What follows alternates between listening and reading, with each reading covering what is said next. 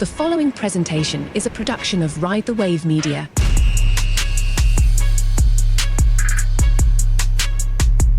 We're here, those guys. We hope to continue to be your guys as we begin Week 10, Thursday Night Football. We had a bloodbath in the AFC North, 35-34 Ravens over the Bengals. And Nick Ferguson, former 10-year NFL safety, spending some time in Cincinnati, mind you. The Ravens have swept the Bengals. They stay on top of the AFC North and, of course, remain one of the favorites in the AFC. Meanwhile, the Cincinnati Bengals fall to 4-6, despite having one of the most explosive offenses and not his best performance, but the second best single-game performance that we've ever seen from Jamar Chase. 11 catches, 264 yards, and 3 touchdowns. But, Nick, it was not enough for the Baltimore Ravens that just had an answer from 4 touchdown passes from Lamar Jackson. Yeah, this Thursday night game reminded me of the Monday night game several years back when Jared Goff faced off against Patrick Mahomes. And, you know, those two teams combined for almost 100 points. It was 105, the total. It was a 54-51 game. Right. So that's kind of where the Heat wanted to get to. And I'm sure this game, when you think about it, it was too good for Thursday night football. Let's be totally honest. This should have been one of those games that the NFL should have flexed out of the Thursday night position, because I think the over, as far as the points were concerned, were 52. And both teams, both quarterbacks, I mean, they came out and they showed up. And here's the crazy thing about it. I mean, the Baltimore Ravens, they're one of those playoff teams. We don't know what the seeding is going to look like. But one of the biggest issues is their defense. They cannot stop a nosebleed. I know. And so it's very, it will be very tough for them if they cannot fix this. They did add some additional defensive help with Tre'Davious White. Hopefully, eventually, once he learns the system, that helps out. But that secondary, man, they blew a lot of calls tonight. Right. And, you know, we can get into the personnel piece of it. You know, I've got a take on how the Ravens approach the deadline. But really, you know, the biggest subtraction has to be Mike McDaniel, who had spent so much time working his way up through the Ravens organization, and the number of assistants that he took with him. I'm not saying that it's a dearth of coaching ability, you know, for the Baltimore Ravens, but clearly it's different than the disciplined type of defense that we're used to. And certainly, you know, the transition that they've made at several positions. You had a rookie quarter and Nate Wiggins getting burned by Jamar Chase, but Marlon Humphrey as well, you know. So the difference being that Marlon Humphrey forced fumble when they were down 21-7, and both sides admitted it post-game. Zach Taylor said that's when, you know, the Bengals essentially lost their momentum. Meanwhile, Lamar Jackson said it energized that Ravens team. So really, both of these teams are built in a way that it seems like, well, the Bengals offense is good enough to get them to the postseason, but not win a division. Meanwhile, the Ravens, Nick, they're good enough to win the AFC North as they trail the Pittsburgh Steelers for now. But giving up 34 points and nearly 40 points the last time they played the Bengals, it's a good team, but this defense kind of, in my opinion, keeps the Ravens out of Super Bowl contention. Yeah, I think it does. But, you know, their only saving grace, and you always wonder when the other shoe's going to drop, is their offense. Their offense has been able to bail the defense out time and time again. And that's not the traditional Baltimore way of winning. Usually similar to that of the Pittsburgh Steelers. You run the ball, you don't turn the ball over, and you create turnovers with your defense. And right now, that's a missing element for Baltimore. They're not able to turn the ball over like they have traditionally done in years past. But luckily, there's a Zay Flowers, there's a Lamar Jackson, there's a Derrick Henry, and when there are not those three amigos, it is Tylan Wallace who showed up with that big explosive run, and Bateman got into the mix too as well. So, you know, the Ravens is a very explosive offense, but it is their defense. If you want to contend with Kansas City, you're going to have to be able to do that. And when we look at Kansas City really quickly, you know, Kansas City's defense is the thing that keeps them in. And that may be something that may suddenly kind of neutralize or bring balance to the Baltimore Ravens offense. But Patrick Mahomes and that offense has been so methodical this season. So Baltimore's philosophy has always been, or will be at this particular point, Alex, is we're going to score more points than our opponent. Because you got to figure, once we get to the playoffs, the stakes are higher. And we watch so many teams year after year, perform great during the regular season, postseason, not so much.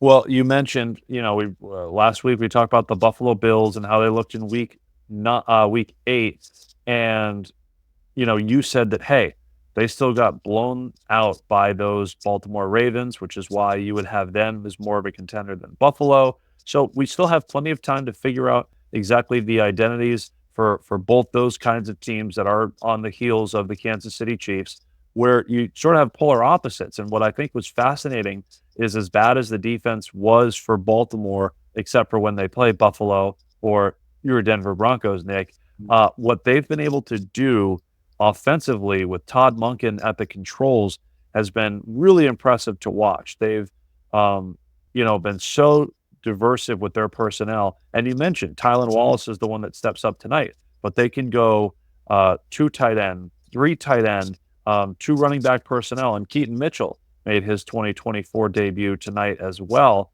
So, the ability to understand who their opponent is, they can play big, they can play with 3 wide receivers as soon as Deontay Johnson gets a little more integrated and, well, let's be honest, catches the footballs that are thrown to him by Lamar Jackson. They can do their best to match up with anybody so that, you're right, their offense can key victories while the defense is just along for the ride. Yeah, those things are going to be real vital because, if I'm not mistaken, when you look at Baltimore's schedule, they play more of their conference games in the coming weeks. And to know that they've already swept the Cincinnati Bengals, I know that's kind of a feather in the cap, because once we get to the seedings, which is going to be really important, we never know what's going to happen with the Cincinnati Bengals. They're a good team. And here's the thing that's crazy about the Bengals. You mentioned earlier about Jamar Chase and the amazing night that he had torching the Baltimore secondary. The one thing that they could not do, and they being the Bengals, they were not effective at running the ball. And I thought, they picked up Khalil Herbert in the trade. Mm-hmm. I thought he was going to play more in the game, but he didn't. But yeah, they're able to bring him up to speed. That changes what they are able to do from a dynamic standpoint and having balance. Well, right, 56 pass attempts from Joe Burrow, over 400 yards and 4 touchdowns. I think we'll take that. But clearly, Khalil Herbert is going to be more acclimated when he's there longer than 48 hours, right? A Tuesday deadline and a Thursday night game. I don't know if that's a mistake made by the Bengals, considering how little draft capital it took to take on Herbert, but you figure they try to get him in maybe a week earlier, a couple days earlier, from Chicago. But listen, I'm not going to say that Khalil Herbert picking up a couple blocks here or there is going to change the outcome of this game. But clearly, they attempted to be balanced, and Chase Brown, who took over pretty much week 4 on, and now Zach Moss with the neck injury, he fumbles that ball when they're up 21-7, and he really doesn't get the ball back for the rest of the game. Sparingly, of course. He gets into the end zone. He was second behind Jamar Chase with 9 catches for 52 yards of his own. But really, the attempt for this offense to balance itself out, I think Khalil Herbert does play a role in that. And Joe Burrow was asked about Herbert before this game, and right away he said, I think he's a quality pass blocker, which, well, that's kind of the priority, regardless of whether or not he can run the football. I'm going to move on from Thursday night and sort of back up, because the Bengals are maybe going to be a nice story. Their schedule mirrors the Ravens and what they have left. Nick, I'm not going to take off my Red Sox hat, but if I put my tinfoil hat on, obviously NFL Films and Hard Knocks in season is coming out shortly with the AFC North teams. So they backloaded the schedule to give us good television. I went on and on and on about this with the Steelers schedule, considering they have played virtually no division games. But look, the Ravens get the Steelers next week. They get the Chargers on Monday night. their schedule gets a lot tougher, and it's a good test for them as they try to approach the playoffs, playing teams like Philadelphia on the road in Houston, quality teams that they may be seeing further on down the line. And that's sort of my question about a beloved general manager in Eric DaCosta, who took over the reins from Ozzie Newsome, who consistently, with how this team drafts well, with how they identify talent and free agency, let certain guys go early, retain others. But I feel like just making a late draft swap for Trey White coming over from the LA Rams after his all-pro seasons in Buffalo, look at how that defense just performed. I don't think that addition was good enough for this team come the playoffs. Like, why wouldn't they be willing to mortgage a third-round pick for Marshawn Lattimore from New Orleans, knowing that because of how they, do their roster, they'll get maybe a third or fourth round compensatory pick for Patrick Queen signing with their division rivals in Pittsburgh. I just don't understand why they didn't address the glaring holes on defense that they had a little more adequately during the trade deadline. I think, Alex, they wanted to. It was just a matter of could they get Marshawn Lattimore over Tre'Davious White. And I'm sure Lattimore was kind of, DB number one. Mm-hmm. And once they saw that, well, maybe the asking price was too much as far as what they wanted to give up. And especially for a guy who they may feel as though he's only a 1-year rental. And looking at Tre'Davious White, you still get quality play there. And let's be totally honest about Marshawn Lattimore. He's not one of the top corners in the league. Now, he might have been one of the top corners for the Saints, and now you argue that, being as though they traded him away to the Washington Commanders. Yeah. But for me, at this particular point, the Ravens were just trying to find some duct tape to put over a gunshot wound, right? Anything to get them across the finish line. And Tre'Davious White may just be that guy. Like, look, after watching the Thursday night game and how poorly the Ravens played in the back end, they would take either you or I at this particular point. And not you, Nick. Let's clarify. They'll take you, not me. Well, you know what? Listen, that's how tough things are for the Baltimore Ravens. That, you know what? If they call me, I'll say I got another guy in Alex Hardy. Why don't you bring him along as well? But the Ravens, when you really think about them, all they need to do just kind of shore things up on the back end, the coverage end. And I can tell you, the skill set of their DBs are not superior, but some of these things and the breakdowns in their coverage, they are simple things that are debilitating their ability to be productive. And all it is recognize the formation and actually doing what you're supposed to do. But the biggest thing, Alex, is communicate. The Baltimore Ravens defense, they don't do a great job of communicating as they did in years past. But once again, luckily, their saving grace is their offense. Let's see. It was week number 6, when the Baltimore Ravens edged the Washington Commanders to kind of put a bow on the trade deadline here. Marshawn Lattimore to Washington. The Washington Commanders, who now, the surprise team that they are, and the immediate leadership from Jay Daniels. And we're talking about the NFC East leading number 2 seed in the NFC, Washington Commanders. Does an acquisition like Lattimore put them over the top for you? No, I don't think it puts them over the top. It just puts them in the conversation. And to be totally honest, no one really thought that the Commanders would be playing as well as they're playing. And Jaden Daniels, I'm not going to say he's been a pleasant surprise, but even looking at his production, we saw him, perform well at Arizona State and then again at LSU.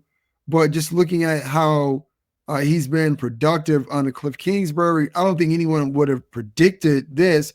And I would dare to say, last year we saw Bobby Sloyd and CJ Stroud do something similar with the Houston Texans. And now both of the coordinator and the quarterback is struggling in year 2. I'm not saying that's going to be the case for the Commanders, But for me, they have enough faith right now. Do they have enough talent? I don't know. But faith will kind of get your foot through the door, but then you're going to have to rely on production to kind of finish things out. So I think it's a pleasant surprise that the Commanders are doing as well as they're doing right now. Well, right. You talk about having faith and sitting at the 50-yard line against the Chicago Bears. They could easily be 6-3. Had Tyreek Stevenson done his job in the back end, defending Noah Brown. So, it's just fascinating kind of how the chess pieces kind of move because, we talked about how many receivers went during the trade deadline. I don't even think we mentioned, when Washington turned Jahan Dotson into a third-round pick at the beginning of the season from the Philadelphia Eagles, and then that pick becomes Marshawn Lattimore for them. That's kind of climbing the steps of the ladder that, making those two moves, your team gets that much better, essentially converting Jahan Dotson into Marshawn Lattimore, in my opinion, because I think he moves the needle a little more maybe than you do. But that being said, it was just a miscalculation from the Eagles and Howie Roseman on what the receiver market would be. And frankly, Nick, we saw this again with the Dallas Cowboys at the trade deadline acquiring Jonathan Mingo from the Carolina Panthers in exchange for a fourth-round selection. This came a week after Devontae Adams, Amari Cooper went for fifth-round picks. And Deontay Johnson clearly wore out his welcome both in Pittsburgh and Carolina, maybe swap for 20 or 30 picks with the Pittsburgh Steelers. I'm sorry, with the Panthers to the now Baltimore Ravens. So the Cowboys piece is interesting for me because I'm not necessarily interested in talking about those receivers on expiring deals versus Jonathan Mingo, who's on a rookie contract, because in a year and a half, I still haven't seen him separate or play smart at an NFL level. And the Panthers clearly losing faith in him. But I'm curious what Dallas is thinking with the fourth-round selection, knowing that the last time that they traded a fourth-round pick for a player, Trey Lance still hasn't played for them. His rookie contract runs out at the end of this season. Dak Prescott is hurt. Cooper Rush, as the veteran who's been there, who understands this offense, who shows up to work and, is more or less an unspoken leader for this team. I think he demands first crack at filling in for Dak Prescott. But we're 8 weeks away from the Cowboys sending a fourth-round selection to the 49ers and Trey Lance not even being able to play for this team. So I'm wondering, or if you can convince me, that the Cowboys aren't just making the same mistake all over again with Mingo.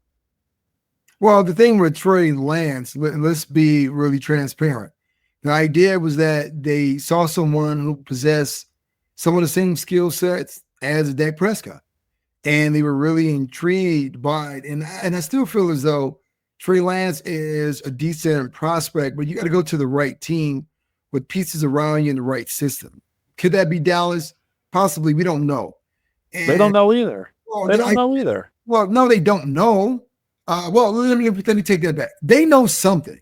They may not know everything, but they know enough where they did not cut Trey Lance off their roster. Yes, Cooper Rush, is going to get the start because he's more familiar with the offense and he's used to working within the framework of the offense. But with Dak being out for a significant amount of time, I mean, the Cowboys are going to have to kick the tires on Trey Lance at some point. Put him in the game just to see what he could possibly do, not in preseason, but in an actual game situation, because I'm not ready to say, well, with Dak being out, the starting job belongs solely to Cooper Rush. No, I wouldn't say that.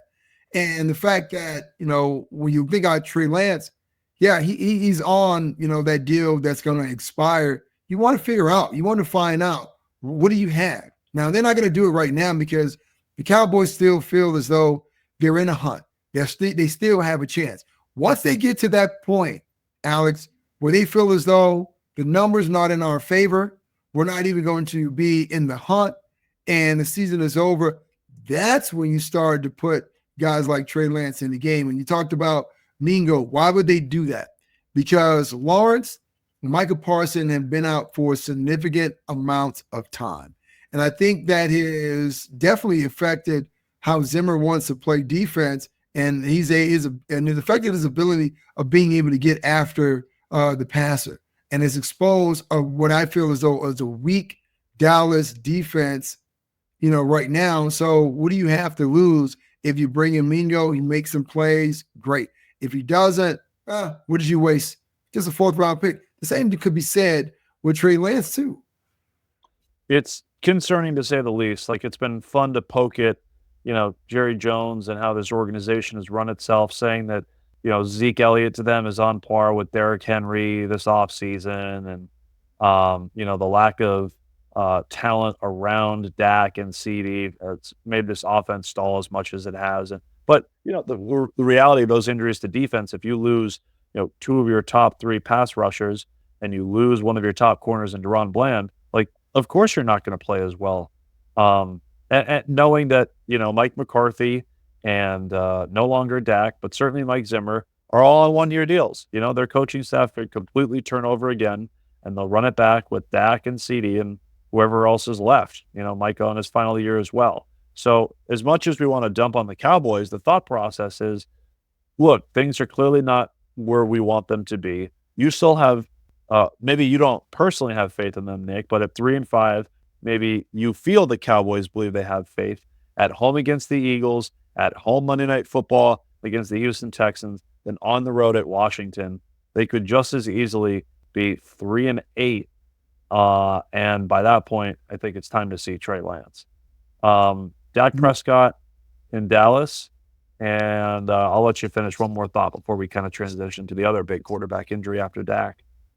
Well, Dallas finds themselves in a tough situation with a lot of uncertainty surrounding Coach McCarthy. And coming into the season, the same could be said with CeeDee Lamb, Dak Prescott. But now it's, what do you do with Michael Parsons?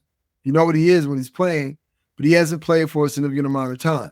And if you're Michael Parsons watching the house of cards fall, do you want to remain in Dallas? I know Dallas is a great place to live, so I'm told, especially with the taxes. But, every player wants to have an opportunity to win the championship. Well, Michael Parsons decide to stay in Dallas. That is something that is a huge question that fans should not wait to the offseason to ask themselves, but that's something they should be questioning right now. I'm going to bring in the Jacksonville Jaguars, not because they have the same expectations the Dallas Cowboys do, but given Trevor Lawrence's shoulder injury, and let's cue up the Mark Morrison, Nick, because our guy, Mac Jones, is going to return potentially more than likely to start week 10 for Jacksonville. But Dallas and the Jaguars clearly both find themselves well short of the expectations they set up for this season. Both teams may believe that they could still be competing to win games. Maybe Dallas thinks they get a playoff spot. Maybe the Jaguars would take pride in playing spoiler. Maybe they don't care anymore because they already played their games in London. But are you leaning towards pulling the cord on both veteran quarterbacks, Dak Prescott and Trevor Lawrence, if they're less than 100%, knowing that they could live to fight another day? Both just signed lucrative contract extensions before this season began, and you just sort of assess the other pieces around them? Or are we just looking to make sure that we get the most out of our contracts that we pay these guys? If they can play, even at less than 100%, they play.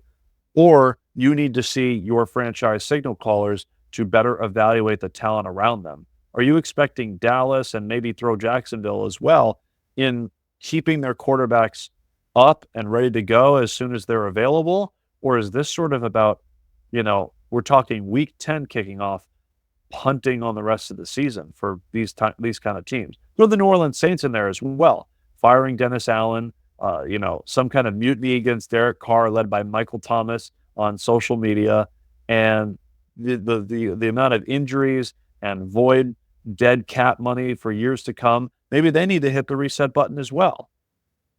Well, snap the ball, let me get in punting position, because that's exactly what I would do. There's only so many games remaining in the season. And right now, all three of those teams you spoke of, they know exactly where they are. Let's take up Dallas and Dak. Dak is expected to be out with that hamstring, I guess, off the bone for an extended period of time. You ever tore your hammy off your bone, Nick? Nope, never done that. I've torn some chicken off a bone, but I've never torn my hammy off a bone. But this is a situation where Dallas, they know where they are, and this is a place that they didn't want to be. But this is what it is.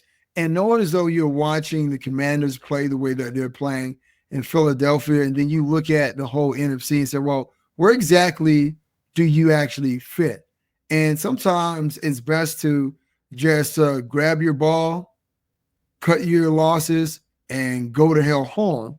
And I know that's kind of big for Jerry Jones, who has a massive ego, but that's where his team pretty much finds themselves right now. As far as Jacksonville is concerned, I mean, you don't want to take any chances with Trevor Lawrence. I mean, like Dak, Trevor Lawrence, I mean, you invested a significant amount of money into both of these quarterbacks.